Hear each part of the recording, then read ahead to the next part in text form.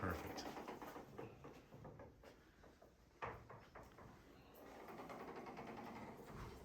I'm here with Jim Reed, who is the Bureau County Sheriff. We've got a few questions we want to talk with Jim.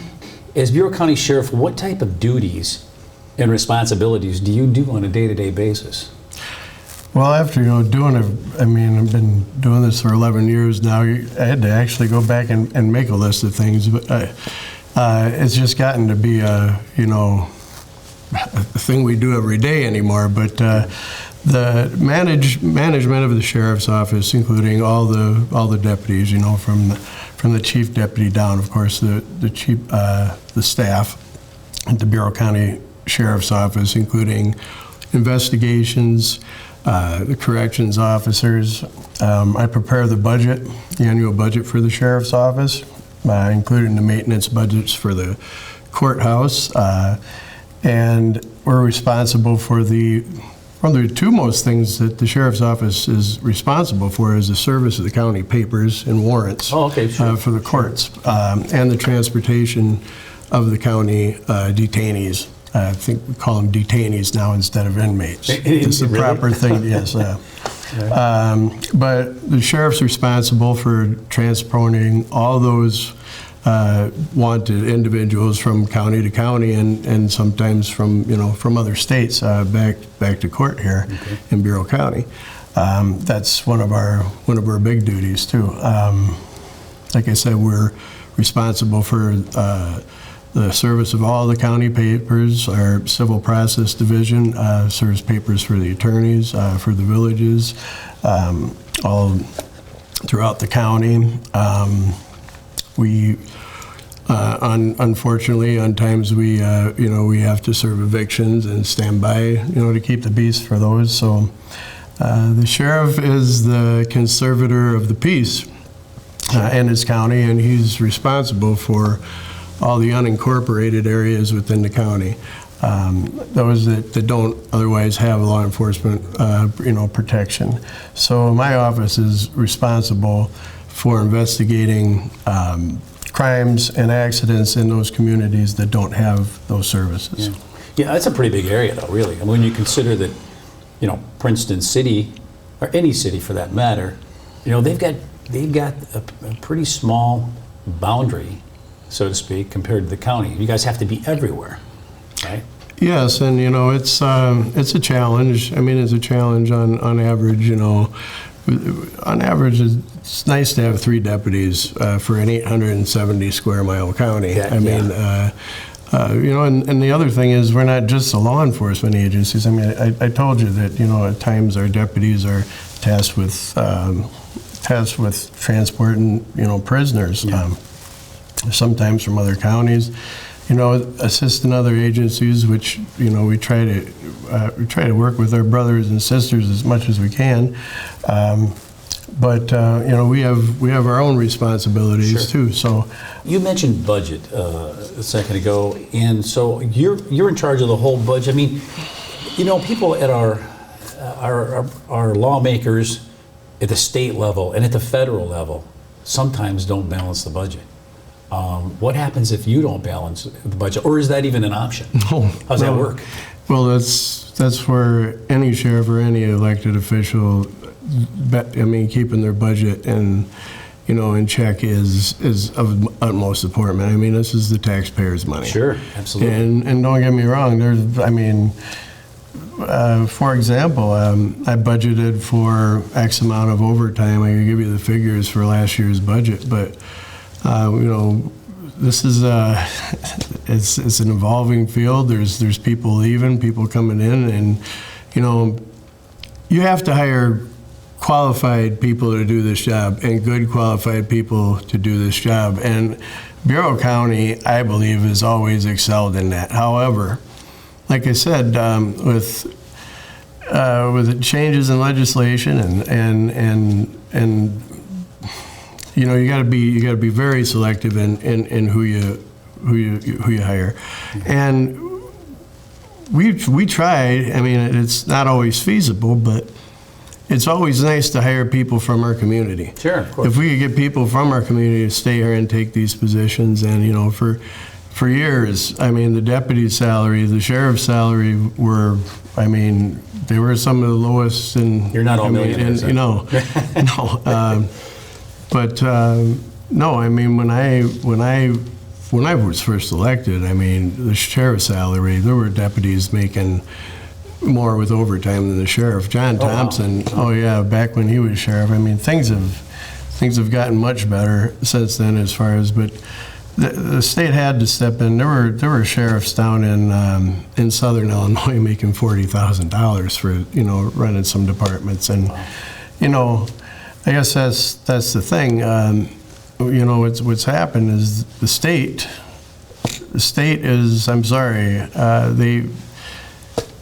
they passed this legislation and it affects these counties and more than it does, you know, some of the cities, and that's been a problem with Bureau County for a lot of years. So Yeah. And so we're on the upside. We're getting better. we are getting better. We are getting better. You have a lot of guys, a lot of officers that have been here a number of years.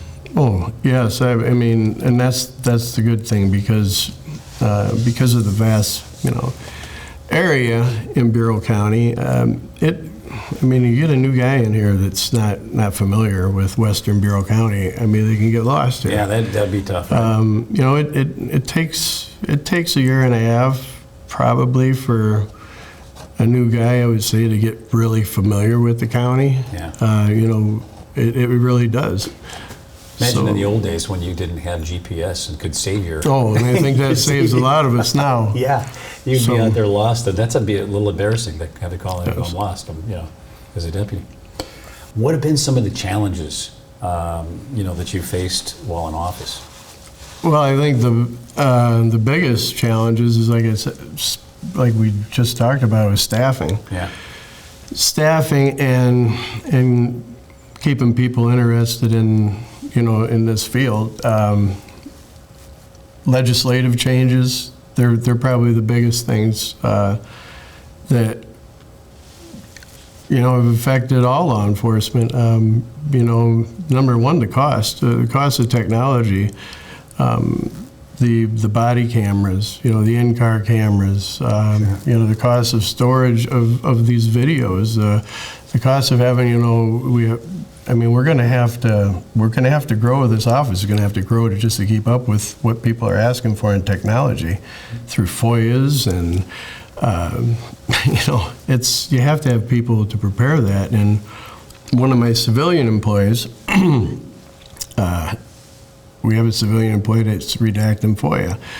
I can't justify having a deputy do that, so we have to have a civilian employee, and 72 hours on one FOIA, they should set and redact, because you know, you gotta weigh that with the cost of getting the software to do it, which, you know, you have to pay for the software, and you know, it's a constant battle, and you know, you got to keep up with technology. So the costs are always going up, and I just don't know where the money's going to come from. And so that leads me to the next question. There was an opportunity for Bureau County to generate some extra income from a proposal that you were kind of really strong about, and thinking, you know, this is a great idea.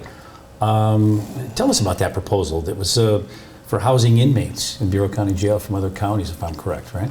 The one specifically that was against housing Chicago, Cook County inmates. Yeah. But yes.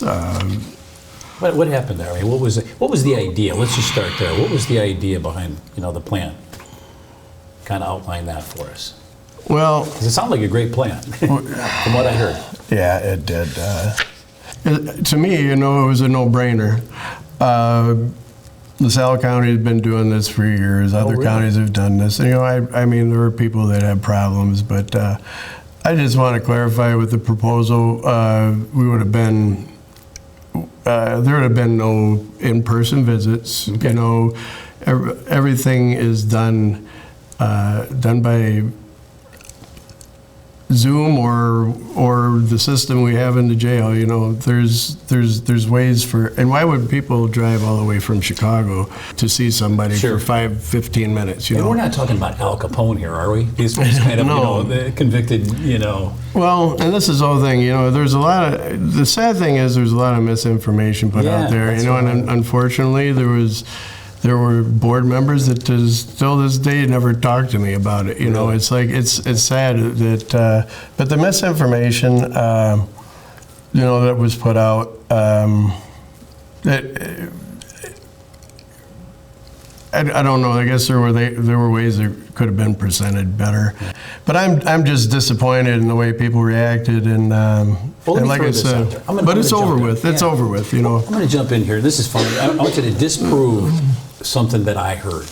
People were afraid that there were going to be people who were convicted of murder going to be brought into Bureau County Jail, and they didn't want the families of those convicted murders or whatever. Maybe not just murders. I say that, but and they didn't want those kind of families moving into the area and coming down the area, infiltrating Bureau County to visit their family member who was now a criminal, and that was the big scare, the big fear. Now, how much? Well, of that is I true? don't want to move them down. I don't want to move them down here either. Yeah. I want to consider this if I'd have thought, there's any concern to me or my family. Right. I have 2 young children that got to go. No, None of that is probably true. I don't want to go. I don't want to go with things that go on. It's politics is the sad thing. It was all political. It was all it was a town that doesn't want to destroy an image. And the politicians that live there. That's all it was. That even. Let's just say Princeton has a big influence on county, interests. They always do, Yeah. and that is what it is. Fair enough, yeah. But I'm just disappointed the way people reacted. I had people crying over. Oh, really? Wow. Yeah, over posts on Facebook, and it was. But to get to it, we determined that there was a way we could, utilize our resources in the jail. Sure. Since the implementation of the Safety Act, our average daily population was down. Okay. And I'm sorry, we had contracts with food service vendors. We had, expectations and things, that were already set, and we lost our food service because of that. Oh, really? Yes, because of. We did hire an employee though, and we got a good employee out of it. So I'm happy that that's working out. Yeah. So good thing came out of it. Yeah. The county has an employee that we can hold accountable if we have an issue, and not an outside organization. So it was just the problem with Chicago. Yeah. It was with Chicago. We're housing inmates for Stark County. There's no problem. Marshall County, no problems. So this was just Cook County that was really the problem. Oh yeah. After it was all over with, of course that's what they tell you. Yeah. They'll tell me. But like I said, I'm just upset that the people that you associate with, they call you friends, that sometimes don't give you a call. That hey, the first I heard of it was that people were that upset about it was somebody put something on Facebook, and I'm at a board meeting, and some board members that I highly respect. We won't say what area they're from, but you figure it out. It said that I've got all kinds of questions, but people have been calling me. My phone's been ringing off the hook, and and I'm like, they never called me. Yeah, right. They never called me. There's that's what kind of, and then could have clarified some information, but it says I'm over it. It's over with. It's done. Move on. I've got 1.5 years left to go here, or some right now at this point in this term, and I'm going to focus on what we can do better. We can always do better. Sure. So stay positive. And I've got a great staff to help me do that. So we're constantly restructuring. Like I said, I have some retirees coming coming up, some retirements coming up, I should say, and some people with, some 37 years of law enforcement history, That's gotta be walking out sad. the door. Yeah, Oh, to yeah. let them go. Sure. Yeah. Absolutely, yeah. That's kind of like, I'm sure, and you've been here how long in the department?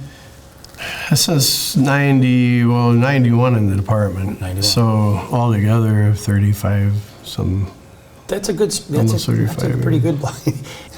Jim, what have been your biggest accomplishments, would you say, while you've been in office? And of course, then on the other side of the coin, have there been any disappointments, regrets, other than what we just talked about? No, I don't regret that. That's a learning experience. So I really have no regrets. Other than, personally, other than for myself, I just wish I could keep up with technology personally, even with this whole. That's the one thing, because unfortunately that's the way of the future. And I don't. The sad thing about it is, it's not our best form of communication.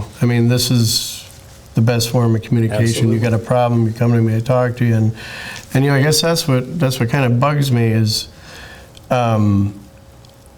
if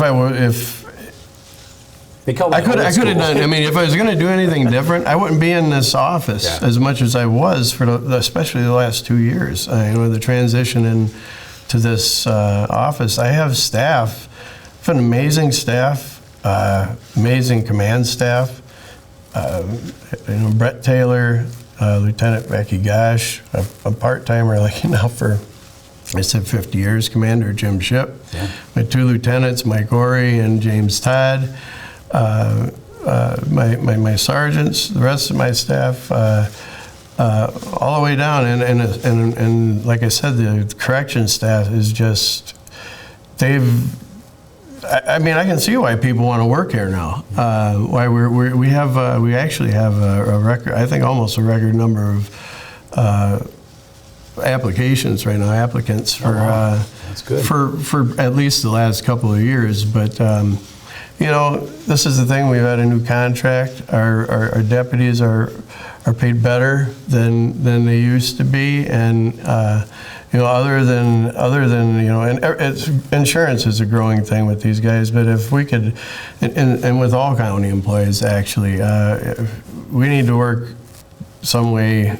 With all these board members to get county insurance for these employees. Yeah. Something family or some assistance with family insurance, because it's devastating it's devastating on everybody, but we got to. That's the only thing that I said I wish we could do better. But other than that, some people think the jail is the biggest accomplishment, and that's not me. Yeah, that was a big thing. Well, it's not me. That was there were a lot of people, a great number of county board members, as well as members of the public and my staff that worked, with the architects and the engineers, it was. Basically, you took a building that wasn't being used and really made something great. Yes, and that was a couple of board members brought that to my attention. Christy Warren was really beneficial in that. And helping us, and not only that, they negotiated with us, so the county could afford it. It helped it helped Princeton out, it helped the county out, and it's a pretty nice facility. It's a very nice facility. So, and you gave me just a brief little tour, a short tour before, and what I saw was it's very nice. But you have a new addition, something that you said we just developed this here, and this is the training facility here that you've got. Oh, here that we're sitting in? Right. Well, it's not new. We've actually implemented it a couple of years ago, but yeah, it's the state, of course, mandates a lot of training. Okay. That is one of the biggest things. Like, even with staffing, you have to have people to cover these open shifts for people going to training. Our closest MTU is Peoria. Okay. So, if the guy's got to train in Peoria, that's a full day. Mm-hmm. That's a day he's off the road. That's a service he's not given to, and he's not available to, and with people covering that overtime, that's tough. So, this is one way that we can do some of the training, that's some of the requirements right here in-house and in our office. And actually, we've had the state police come and use it, other area departments use it for their training. Because as a firearms instructor, you know, and in some of the things that I've done throughout my career, I've been in and out of the holster a lot. Yeah. And I just would love to get through this career without ever having to put that, you know. Yeah, exactly. And that's a good thing. I hope every deputy, every officer can go through their career like that. And this is, you know, like I said, this is important. It's important because the decision making, you know, is split second. Yeah. So the use of this training and having this for these officers is very important. Extremely important. I mean, and I want to ask you a personal question. You've got children, you've got a wife, and I'm sure there's a great deal of concern at home for you as sheriff or any officer for that matter. Anything can happen at any time, and I mean, how does your wife and your kids, you know, manage that whole thing? I hope Dad's going to be safe. What if he doesn't come home? I mean, how do you prepare your family for that sort of career? You know, when you're in that career. Well, unfortunately, you know, I'm not doing that anymore. I mean, I took an open shift for the courthouse, but I'm administrative here. You know, and that's what I miss. Like I said, if I could do anything different, to get in a squad car and run a squad car. You do miss that, huh? I mean, to see what's in there now, you know, the technology and things. I mean, I'd need probably 3 months of training. I would to go back on patrol because, like I said, what these guys do, and if you're not in this job, you don't know it. You don't understand it, and anybody can tell you what these people go through here is amazing. And you know, one of the best things I've seen, you know, one of the best things that has happened, if you want to say with the implementation of the Safety Act, was one of the good things was the body cameras. You know, at least there was, you know, some money is available for that, and to look at what, you know, what these guys go through and see what's on these, how people treat your deputies, you wonder, well, that's the people we have problems with, you know. But it's just amazing, and these guys put up with it every day and come here with a shiny uniform the next day, and it's, God bless them. Yeah. I mean, and it's funny because back when I was a kid, you were a kid, they didn't have body cams. Nobody really saw anything that was going on. And now we see pretty much everything. I wish we would have had them years ago. Now, I mean, the guys that are wearing them, there were never any concern about putting them on. Yeah. And now they're wishing, you know, most of them, it's like, man, could have used this years ago. I wish we had this on that case. And say, we wouldn't ever had to deal with that. But that's one of the good things that came of that. Yeah. You know, going forward, I mean, will you be running again for sheriff in this next election? I don't think I'm ready to go through a primary, but let's see what happens. Okay. Let's see what happens in the primary, and I don't know. Fair enough. We'll see you. And then, you know, just lastly, in your opinion, if for some reason you said, I'm not going to run, might there be someone down the road you might endorse that would run? And I'm sorry, yes, there is. Yes, there is, and I'd be happy to tell you more about that on public property. Yep, totally understand. So appreciate that. So, well, very good, Jim. Thank you so much, and you know, congratulations on. Thank you. You know, a fantastic term here as sheriff of Bureau County, and so I appreciate you taking time out of your schedule to talk with me. Yeah. I appreciate this. Thank you very much. You're welcome. Like I said, our main lobby. We have a 24, so there's a 24-hour lobby on the other end. We're required to be open. Well, actually, the county has an ordinance we're required to be open from 8 to 5. We're actually 8 to 4. Okay. The sheriff's office is 24/7. Oh, wow. So we have a 24-hour lobby. This is our civil process Interesting. area here. I'm actually really proud of this. We were able to get this by, that unit was a very expensive unit, but Wow. Chief Deputy was able to get that. We had, I think it was the law office that was moving out. Agreeing with those guys, yeah. This is our interview room. It's a little cozy because everything's got to be videotaped. We should if we have you in here, so Yeah. which is fair. And, That's like what you see on TV. yeah. I love it. Commander Ship's office. We were just talking about him. Oh, yeah. He had an office. He was in the basement of the old Bureau County Jail. Oh, In a shoebox. Basically, you could fit a desk in there. The jail administrator's office is here. This in this area here, we kind of this administrative side. We had an American Missions office. We had to put a pretrial service. They are in this office here. Of course, our detectives, investigators office, and an interview room here. So this was all existing, kind of, and we do use this quite a bit. Meetings with other agencies. okay. We did get locker rooms for the deputies. That's one Sure. thing they didn't have. And you can see, as I said, we do have some morale in this office. This is one of our targets that must have been converted for one of our deputies, but I don't know if we should take a look in there. Somebody in here? But anyway, male is and nice. female locker rooms. Nice. Very nice. Green, or is that secured?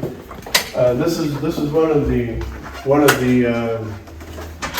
entries to the jail. Okay, so this is Oh, interesting. one of the bigger expenses here because this is a fireproof wall. It had to be fireproof for so many seconds. Oh. So we do have a sally port here where people can.